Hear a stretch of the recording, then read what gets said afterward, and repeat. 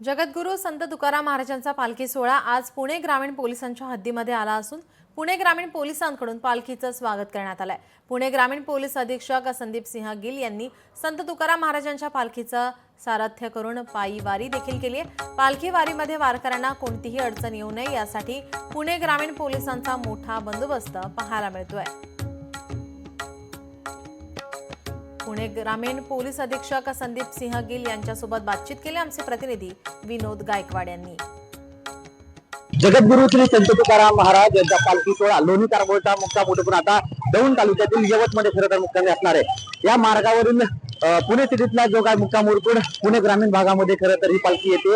या पुणे ग्रामीण भागामध्ये पालखी येत असताना पुणे ग्रामीणचे पोलीस अधीक्षक यांच्याकडनं खरं तर पालखीचं उत्साहात खरं तर स्वागत करण्यात आलंय। तर मला सांगा, तुम्ही आता पालखी वारीमध्ये स्वतः पायी वारी करतायत, कसा पोलिसांचा अधिकाऱ्यांचा कर्मचाऱ्यांचा बंदोबस्त आहे? नमस्कार, रामकृष्ण हरी।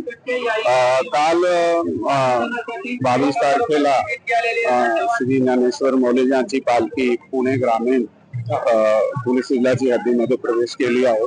त्याचे सध्या सासवड या ठिकाणी मुक्काम चालू आहे। कुठल्याही प्रकारचे चेन स्नॅचिंग वगैरेचे गुन्हे होणार नाही, मोबाईल स्नॅचिंगचे होणार नाही, त्यासाठी सिव्हिल वर्दीमध्ये तसेच गणवेशामध्ये सुद्धा ते पालखी सोहळ्याबरोबर दिंडीमध्ये चालू आहे। आमचं लक्ष आहे।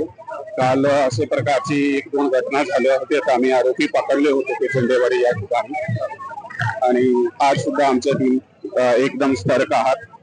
नागरिकाला आवाहन आहे की आपण मौल्यवान वस्तू विशेष करून सोना वगैरे घालून असं दिसण्यासाठी बसावा आणि मुकामाच्या ठिकाणी येऊ नये।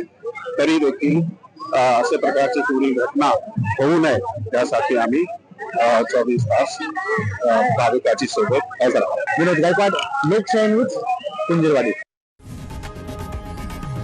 लोकशाही मराठी ऐका, पहा, जागरूक रहा।